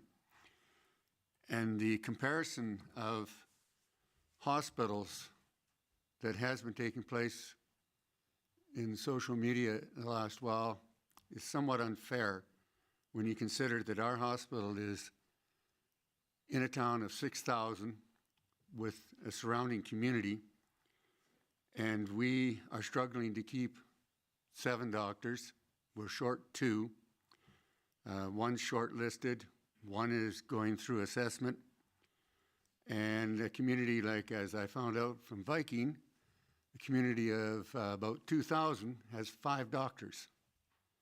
So the level of service might be a little different if you look at the panels that they're carrying compared to our own staff. One of the problems we have here is in rural Alberta, we burn out doctors. We have them requiring to work in their office, seeing a lot of patients. They're at emergency. They're there in the weekends as well. And most of them are new and trying to come up to speed, and we burn them out. So when we speak negatively of the doctors that we have in this town, you're basically just driving them away. Because why would somebody want to work here and continue to work here when their contract is up if everybody is bad-mouthing them? So I think that maybe some people need to really start and straighten up. I think that we're very fortunate to have the doctors that we have. We're very fortunate to have the hospital and the clinic we have, and we maybe should start to appreciate it. And that's my little rant. On the 27th, Chamber of Commerce AGM, thought it was quite interesting. On March 3rd, meeting with the library representatives, and yes, I think there we had some honest discussion, and I myself came to realize that the last little while, nothing has really been too smooth for them either. And I think that the meeting will now allow administration and the library to start focusing on the future. And I think that'll be a good thing. And it will be nice if we can try and see how they can maybe get their foundation back together to start doing some fundraising.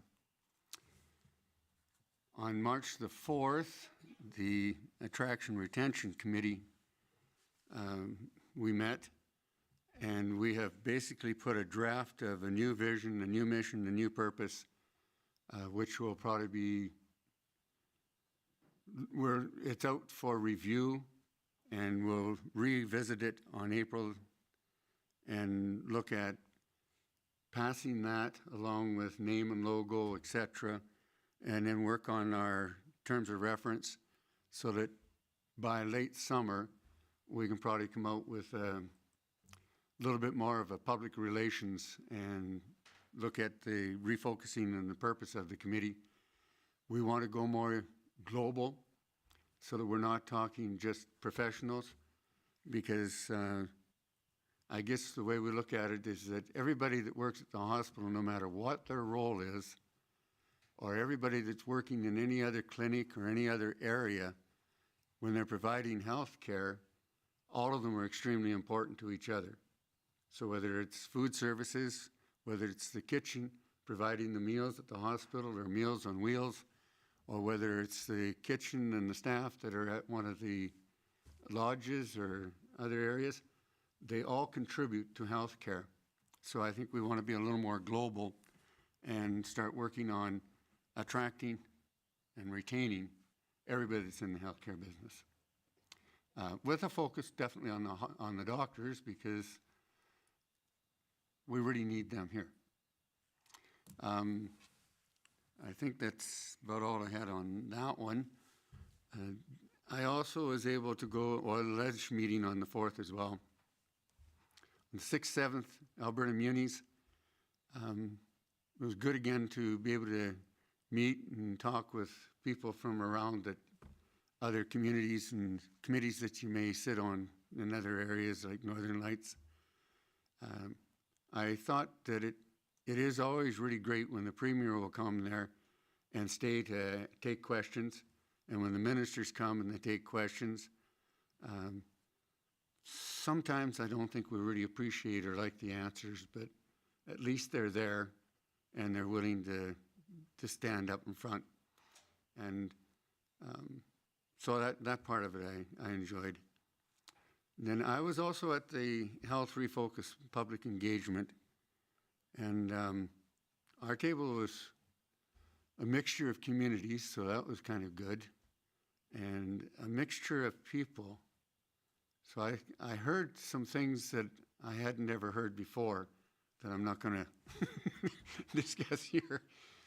But there are a lot of other things in rural health that we really don't see compared to urban. And this is where I'm getting some of my disconnect feelings. I lived in Edmonton for 30-some years, and healthcare in the city is a lot different. If you have a family doctor that you've known for 10 to 20 years, you have very good relationship with that individual. And most of those long-term doctors that are family doctors have really good connections, and they can get you to see a professional very quickly. In the rural area, especially like Vegreville, where you have doctor turnover, I've been here 15 years and I'm on my 4th doctor. So you don't really develop a rapport and a feeling with your family doctor. They're all new, so they kind of just have to take a look at a list and take a guess as to who they refer you to. So I'm in a situation where, once again, x-rays last April, and I'm going to see a specialist tomorrow to discuss those x-rays from April last year, to talk about my bad knee, and my appointment is in Lloydminster on the Saskatchewan side of the border. You'd never get that in the city. You know, that's a long wait for x-rays that are now almost a year old. You know, anyway, so I'm just saying that rural health is not supported, and that's one of the things our table is really trying to hammer home about the refocus, is they have to give more respect to the second-class citizens that live in rural Alberta. And I guess that brings me to the meeting this morning, Vegreville Community Health Service Awareness Meeting. Again, that group that talks about the health service and the awareness within Vegreville, it's a very good mixture of all the health services, and a lot of information is exchanged, but you can really feel with the way that the system is upside down right now that a lot of the different groups that normally sit there really don't know where they're going to be next year. You know, I mean, for example, roughly 400 workers with AHS as of April the 1st will be with acute care. And then continuing care, which will be now called assisted living, should be announced in the fall. So the 4 pillars that we're talking about, it's taking quite a while to get them sorted out. So I guess we just have to sit back and wait. But I really do hope that FCSS does get a good feel for who is where and what is done, because I think that's another thing is when an individual comes in the middle of the night to the hospital ER looking for a psychiatrist, maybe somehow or other we need to have people know that that's not who's at the hospital at 2 o'clock in the morning. But maybe during the day, there is an opportunity to start getting some help down at the healthcare unit, you know. So we really need to get that information so that it's not just available to us, but available to the people who live in town. And maybe it'll help the doctors when they see somebody say, what you need is to go over here. Anyway, my long rant for tonight, along with tonight's meeting. Thank you. Well, I hope the community appreciates your rant when it comes to healthcare workers. I mean, doctors especially in our community, they are so important to our community. And anything negative you have to say about a doctor, you should put yourself in their shoes. Responsibilities at the hospital, being on call in the emergency, taking over 1,000 patients at the clinic, and trying to raise a family and trying to, you know, find some life balance and stuff too. So I don't care who you are or what your thoughts are. You see any healthcare workers in our community, please thank them for what they do, because it is getting harder and harder to bring workers here and retain them here. And the reason they're leaving should not be the negativity within the community. So please think about that next time you've got something you want to say negative. So on the 25th, again, I was at the RCMP Community Engagement Town Hall. I was a little disappointed that turnout was not as many as we've seen in the past, but some good questions, and you know, I think everybody was respectful. I think people are getting to the point now that they're not mad at the RCMP anymore for criminals having no consequences to their crime. They understand that they've caught these people many times, and it is actually the Justice Department, especially the Federal Justice Department, that has gone ahead and changed a lot of the rules and make it actually no big deal to steal somebody's vehicle or break into your home or anything like that. And that being addicted to drugs is a license to steal, basically, is what they're saying. So, I mean, all those people that did show up, I hope you got some of the answers you were looking for, but it was nice to see that it was not being mad at the RCMP for not making sure these people were in jail, because I think everybody understands that the amount of paperwork they do when they see someone that they've arrested 25, 30 times, they're trying their best to get them into jail. But again, the Crown has been told that, yeah, probably not. Just release them with no bail and let them go about doing their own business. Maybe they can steal another car in town and get home. So it is sad, but. And on the 26th, the care group that was in at VMurph, and they went to landfill for a tour. They were on a conference out of Camrose, and I feel bad. I had another meeting with some investors that were coming to town. I thought I'd have an hour with them.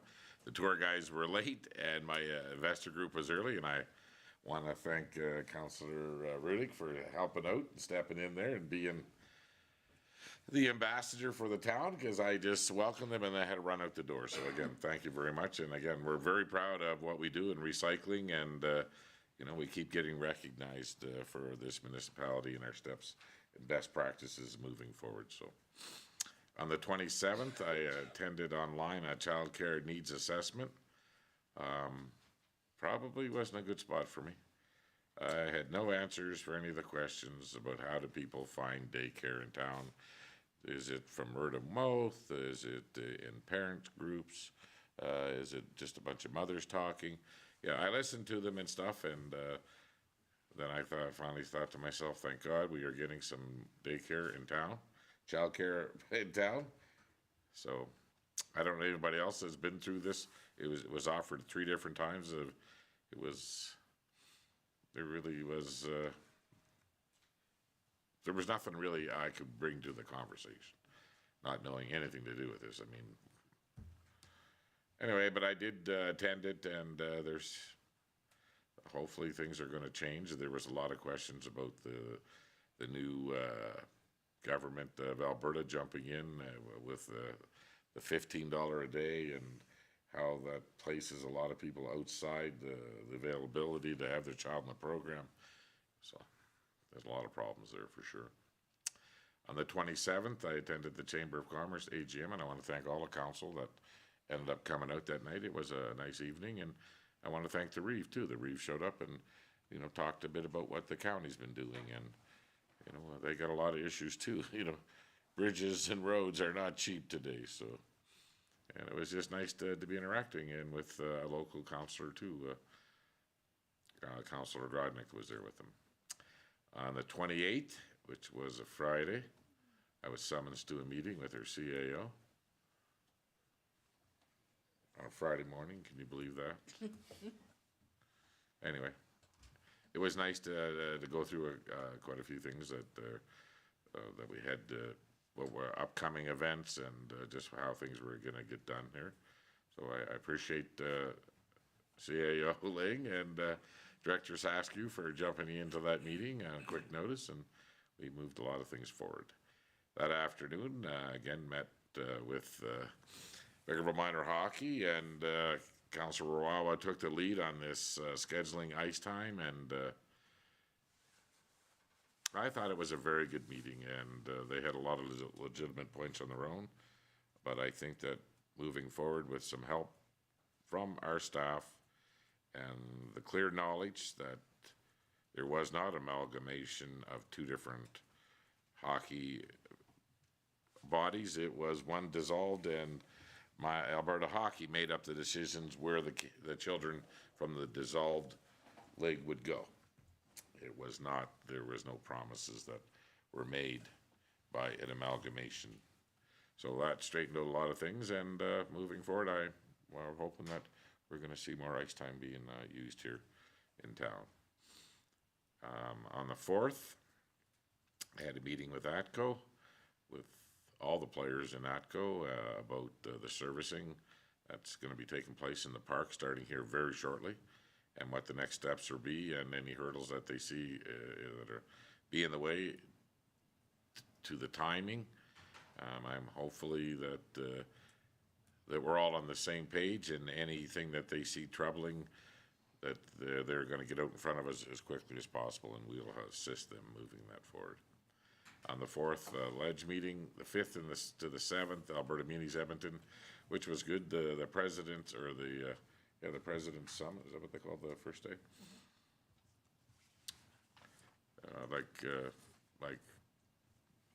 Like Councilor Rudick said, there's a lot of good people that are leaving municipal politics just due to the threats and just the bad press, and there's a lot of pressure within council meetings out there, other councils, that are just, people are just done. They just don't get along, and they just don't feel that they're getting any traction, or they're not serving their community. And some are actually worried for their families. So the first day was basically how to deal with certain type of people. Later in the day, they talked about maybe how you should deal with yourself, and you know, like maintenance for yourself as an elected official, and you just can't carry all this load, the stress and stuff around with yourself all the time. Negativity from the community, usually it's online, the most of the stuff, but we've seen with some other actual people in conversation said, no, right at our council meetings, there's people just show up and just holler and scream right in our faces, and again, at their homes, and sitting outside their homes. So again, I would encourage anybody that wants to run for this job on an elected official for a municipality, but I'd also encourage people that don't want to be here to think about what they're doing and what they're saying to us, because nobody here is doing this for the money, I'll tell you that, because it don't pay worth nothing.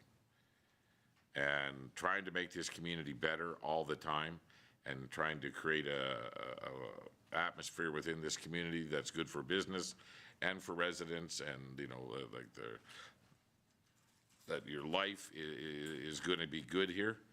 Takes a lot of work, and everybody just listening to the council reports that here tonight, how many boards and everything everybody's involved in all the time, trying to make this community better. So think about it before you put a negative comment out there, or say some stuff. There's an upcoming election that maybe some good people in this community want to run, but just are saying to themselves, that's the last thing I'm gonna need in my life, is the threats and the abuse, and so.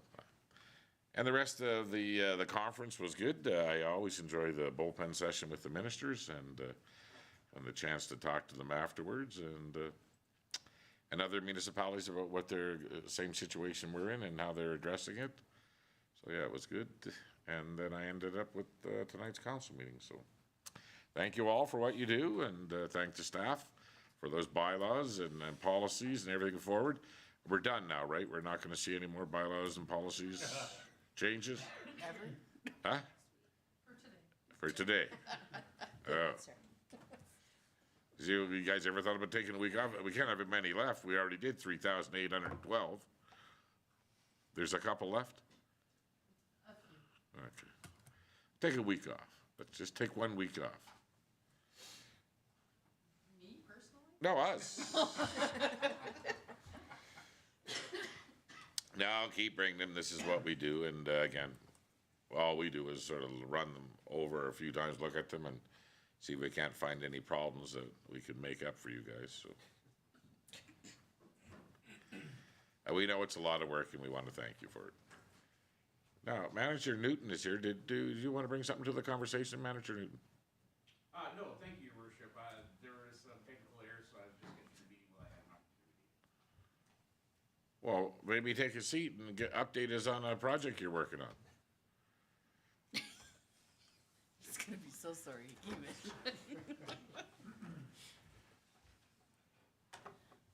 Turn on your mic.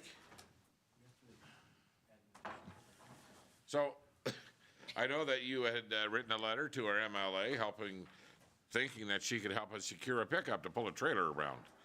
And that we could maybe pick up something that the province was done with, that we could bring back to the fire department here and have our local firefighters fix it, build it, and make this happen. So can you give us an update where you're at with that? Yeah, absolutely, Your Worship. Unfortunately, I did not hear back from the province after getting her the information that she required. However, though, I'm happy to say as of last week, Enbridge has stepped up to the plate and will be donating a vehicle to the Vegreville Fire Services, and that will be repurposed as our Rapid 2. Enbridge. That's correct, Your They Worship. just reached out to us and wanted to give us a vehicle. Just Well, Your Worship, actually, I did some research and found out that is something that they were doing for their Community Safes Grant program.